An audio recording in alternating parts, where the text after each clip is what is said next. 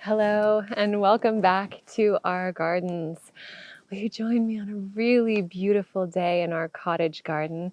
And we are deadheading our roses. These ones are the Olivia Rose Austins. And you know what? Earlier in the season, we had caterpillars, these small little budworms on all of our roses, and they were just drilling holes through all of the buds. So we didn't get a huge first flush of blooms. But now look, we have so many more that are coming into flower. They are being eaten by the Japanese beetle, but we're able to sort of share with nature. And that's the beauty of having this kind of more relaxed approach to gardening. You know, we don't spray here in our garden because we really like to encourage a balance between, wildlife and cultivation. So with that in mind, we have a really fun one for you today. In this episode, we venture into the forest in search of local mushrooms. It's lovely to be out in the forest again. Embark on an exciting quest for rare orchids and explore the stunning garden of Hilary Batchelor. This was raspberries, black raspberries from here back. There was nothing here, no lawn, no nothing. It was all black raspberries. So this took me a while.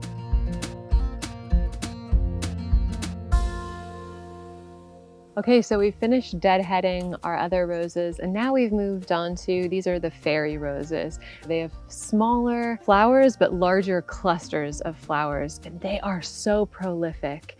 The color is very, very pink, very kind of bubblegum pink, but they are a beautiful rose. They bloom a little bit later, I've noticed, than our other roses.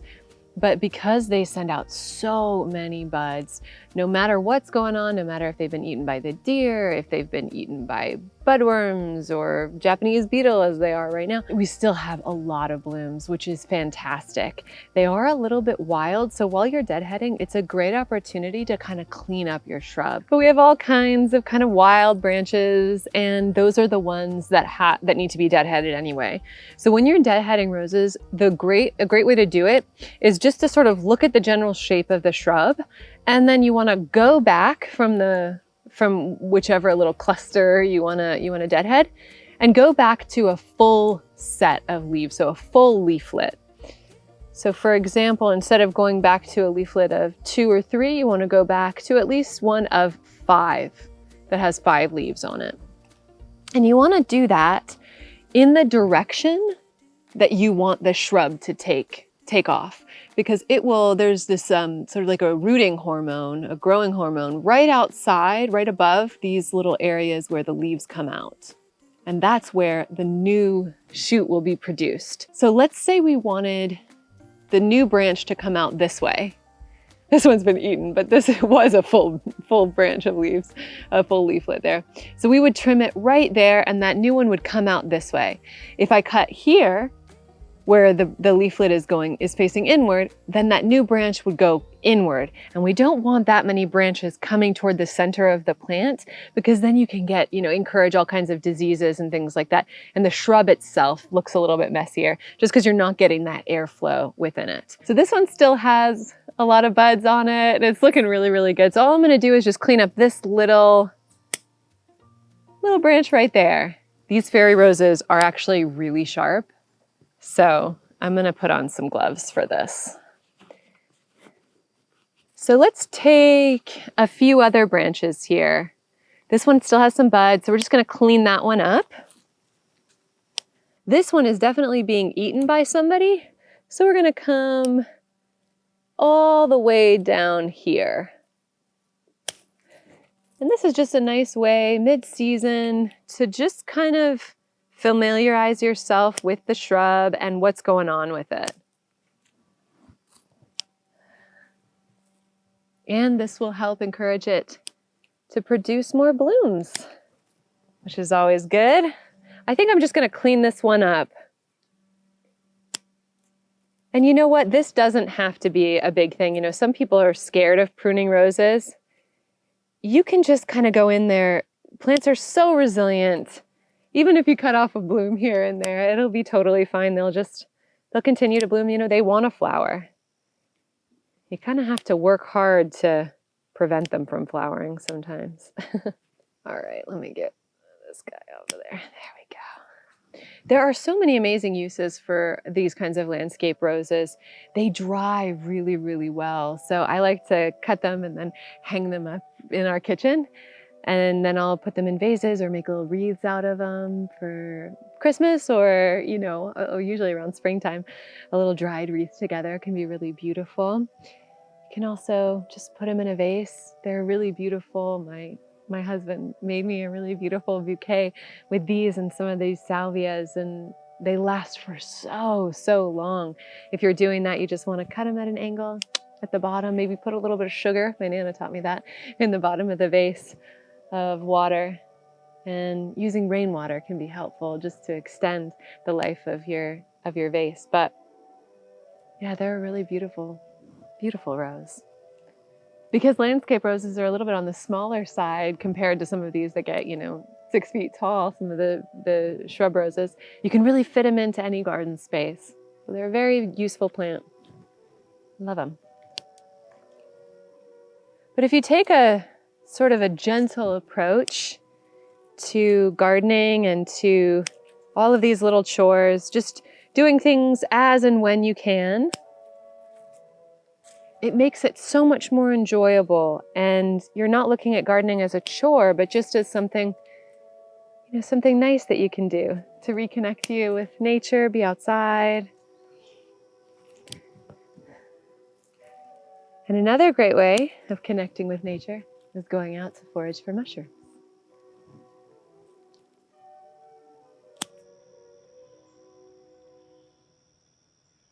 I like to bring a knife. You never know when a bear is going to come, okay? So watch out. No, I'm only kidding. It's good to bring a knife with you because it's important to trim the mushroom from the bottom as to not disturb the mycelium, okay? It's a wonderful day for foraging. Maybe 65 degrees. It's kind of a damp day. All the plants and the mushrooms and animals are singing. Hi everybody, Chef Ian here. Thank you, Anna, for inviting me back on our gardens. So I had such a nice time last year, and it's lovely to be out in the forest again. The mushrooms that we're looking for today are mushrooms that your average forager could easily identify. We're looking for some coral mushrooms. We're looking for some agaric, so they have gills. We have some edible polypores, a chicken of the woods. I'm really hoping to find that one as a chef. That's one of my favorites. I'm gonna go ahead and harvest this crown-tipped coral. Part of identifying this is noticing that at the tip of it, there are literally 4 little tips. Okay, so it looks like a coral that you would find in the ocean. And when you examine it, it has these little crowns on the tip of it. Okay, it's sort of flesh-colored. All right, now if this was yellow, it would be toxic. All right, there's several corals that can give you a bad bellyache. Now, these are not choice edible, but they're pretty yummy. You cook them up, make sure we cook them, and add them into your favorite dish. And the most important thing when we're foraging is safety. And again, and I said it on our last season, when in doubt, you go without. Okay, so it's a process, it's a journey. It's not something that you jump into and you have to know everything right away and every species right away. It's good to start slowly and enjoy yourself, have fun, all right? Smells nice. One of the defining features of oysters is that the gills on them go all the way down. It's called a fully descending stalk, and these do not have that. They're fairly decrepit, so I'm not interested in eating it. There's a lot of buggies. The bugs have gotten into them pretty well. So not the oyster that we're looking for. Close, but that one defining feature, those fully descending gills, are what we want. We have all kinds of tools around us. Find yourself a mentor, join a club online, get the best field guide and manuals that you can. Read them, study the mushrooms that you find. Begin with mushrooms that have the fewest lookalikes. We're looking for a chicken of the woods today. There's no lookalikes, okay? It's a choice edible. People love these mushrooms. It makes it exciting. So when you're foraging and you're hiking in the woods, there's more to do than just watch your step. You're watching everything. You're completely immersed in Mother Nature. So we're looking for chickens today. We're looking for a lot of different species, but they tend to like either dying or down dead wood. They're saprotrophs, so they're decomposers.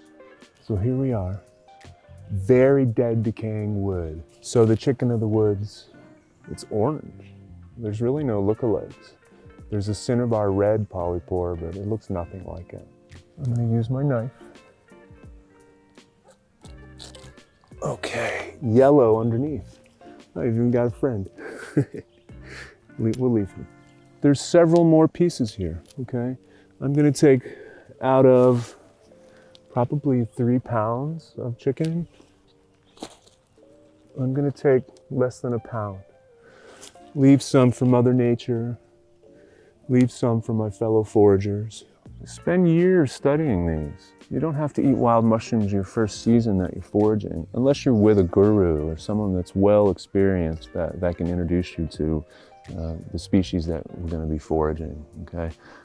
Take your time. I think it was 7 years of studying mushrooms, wild mushrooms, before I ate anything.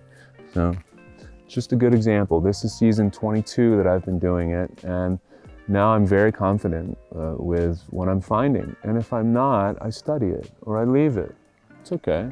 I find so much that's excellent and fun, you know, and exciting. You know, it's good to be a fun guy.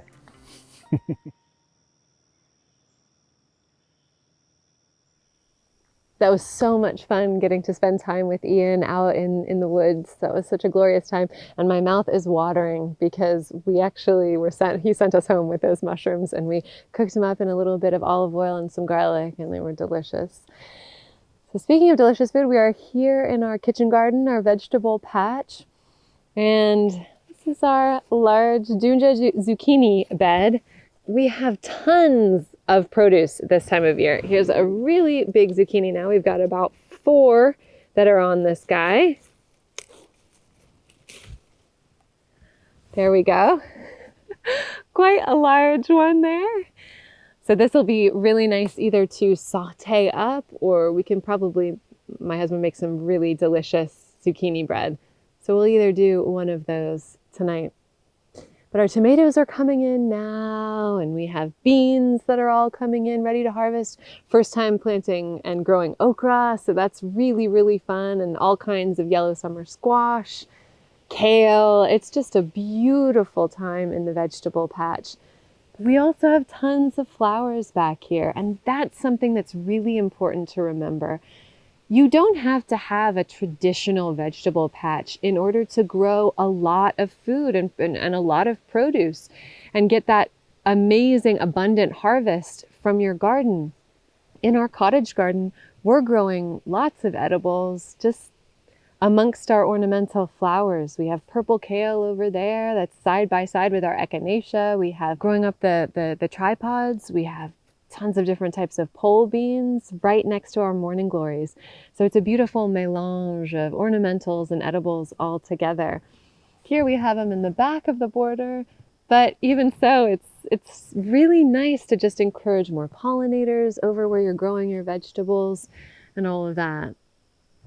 So there's a lot more that I have to harvest, but I want to take you over to a beautiful garden that has a wonderful intermingling of those edibles and ornamentals.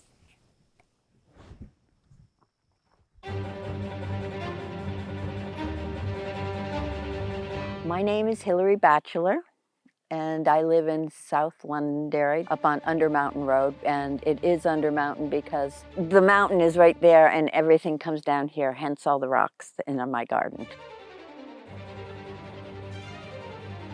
This was raspberries, black raspberries from here back. There was nothing here, no lawn, no nothing. It was all black raspberries. So this took me a while to put this together. And as Toby said, he goes, the lawn gets smaller every year, you know. That's like, well, you know, I have to put things places. So I would dig and dig and dig and dug up all the black raspberries. Finally, I think there's one in my garden that came back, that had the nerve to come back, but otherwise.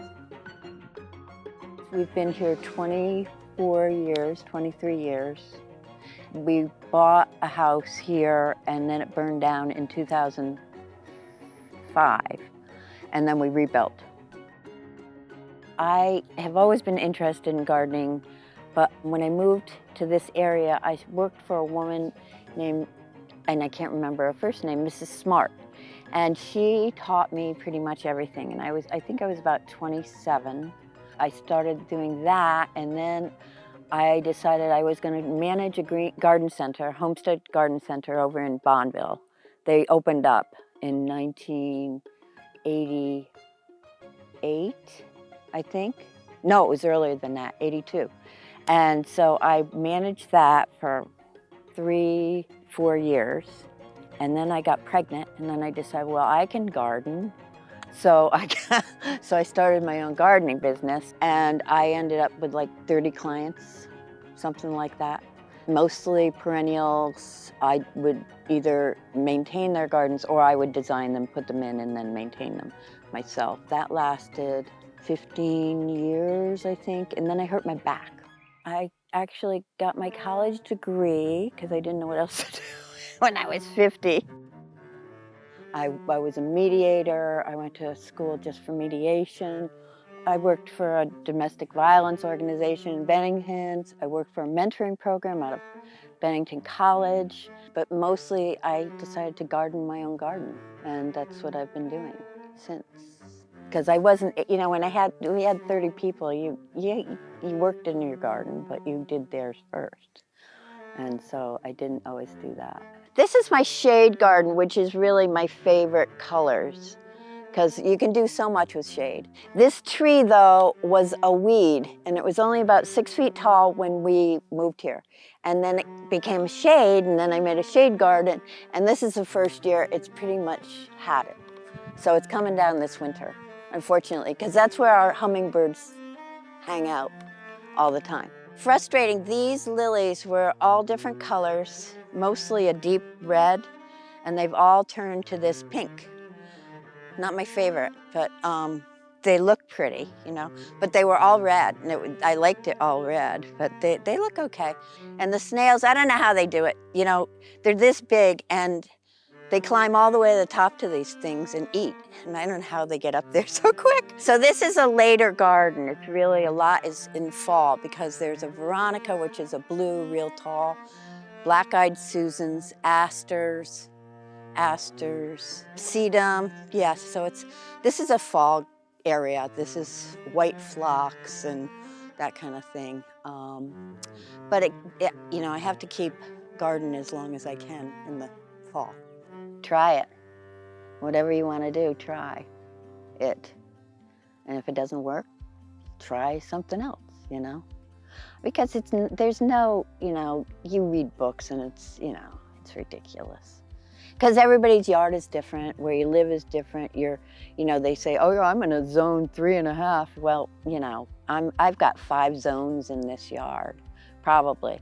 You could grow, you know, Japanese maples here in a protected place, but then you couldn't grow them out here. So, you know, you got to try it, as far as I'm concerned. I started the community garden in Manchester and ran that with youth for 8 years. And so it was veggies, and they learned how to do jobs, and then we'd sell vegetables at the farmer's market and did it through the tutorial center. And so I always had too many vegetables. So I never grew anything. I didn't bother here. Why bother? I was always bringing something home. But after I quit that, I had to put vegetables somewhere. So they're all over the place. There's a bed over there, there's tomatoes, there's lettuce over there. These are potatoes and beans, and I just pulled my garlic. Here's one more tomato plant. There's cucumbers, squash, and yeah, the infamous crazy potatoes. When I was talking about the woman that I started gardening with back in the 20s, she turned me on to tuberous begonias. And after that, that was it. You know, I was like, tuberous begonias. But she would have them on her window boxes, and they only got this high. I started putting them in big pots, big pots. And they just get bigger and bigger. And they're really beautiful. I just love them. And I hold the tubers over in the winter, and one of them is this big. So this area, it's really small, and I usually put my zinnias out in the front, and for some reason, I thought, oh, I'm gonna try them over here because they didn't do that well over there. So I put them in here. I think I must put a ton of compost in here because everything went crazy. And this is a pumpkin that is a volunteer. I got pumpkins already. The tomato is huge. I got tons of tomatoes. The zinnias are awesome. Lysianthus are doing really well. Again, here's some more volunteer cleome that I just throw the seeds in for. And then the nasturtiums, which are a favorite, and I just throw the seeds in there, and they just went wild too.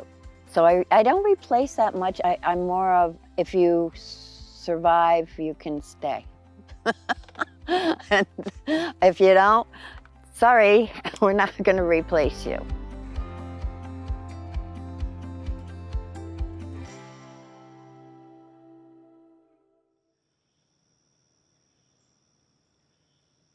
Oh, isn't that a beautiful garden? I just found the whole thing so inspiring. And you know, she was talking a lot about putting the right plant in the right place and having this kind of more gentle, easy approach to gardening, which is a huge inspiration for my garden and also for this episode today. These are some Queen Anne's lace. This is a wild carrot, and they're a beautiful umbellifer, very lacy, as the name would suggest, and just, they have such a whimsical, magical, cottagey feel to them. Last year, once the seed heads kind of die and then they dry up, kind of closing in on themselves, and last year together we waited until they were all dried, and then I scattered them all around, and I'm so happy with the effect. It literally looks like, especially at dusk, like this whole hilly meadow is just glittering. There's just like glimmers of these beautiful white umbels of flowers, and they're all throughout the back of the border, and I just love them. I can't stop photographing them. I just think they're incredible, and they grow wild here. So I'm going to do the exact same thing this year. I'm going to wait until they all die back and scatter more and more of them. But what a gift that something so beautiful just grows wild, you know, along roadsides, like all along, like at the edge of forests. It's just incredible. There are so many other beautiful native flowers and wildflowers here. And I had an opportunity to go on a beautiful hike to find some very rare and majestic orchids. Nestled in the lush green mountains of southern Vermont, where marble quarries once thrived, the unique soil creates the perfect environment for stunning orchids. We headed out into these mountains with some fellow plant lovers to explore the forest and catch a glimpse of these rare blooms. Our main goal was to find the yellow lady slippers, but along the way, we stumbled upon some gorgeous showy orchids. Our guides have quite a keen eye.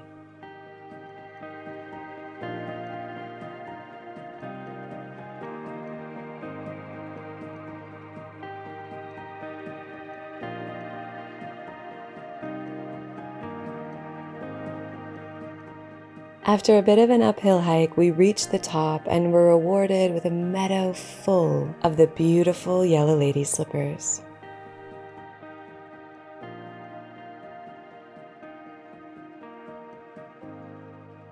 Their golden flowers carpeting the forest in a breathtaking scene.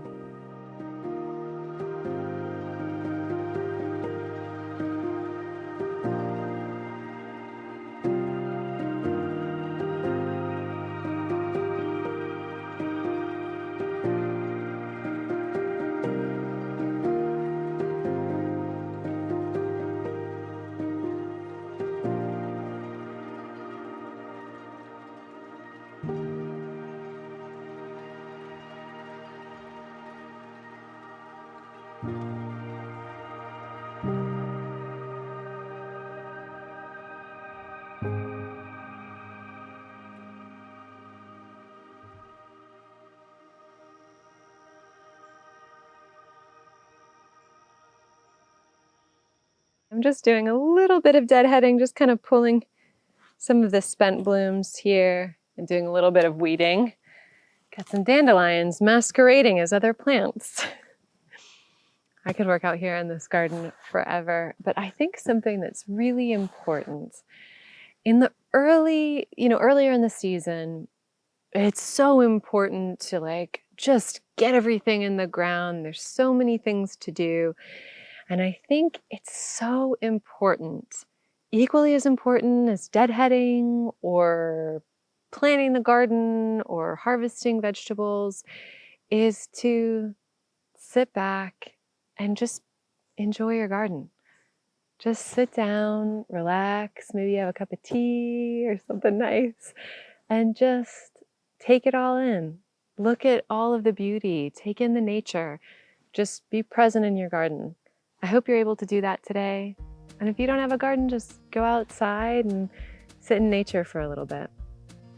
But I'm gonna put my gloves away, put my basket away, and I'm just gonna sit and enjoy it all. Okay, I hope you enjoyed this episode, and I'll see you again next time on Our Gardens.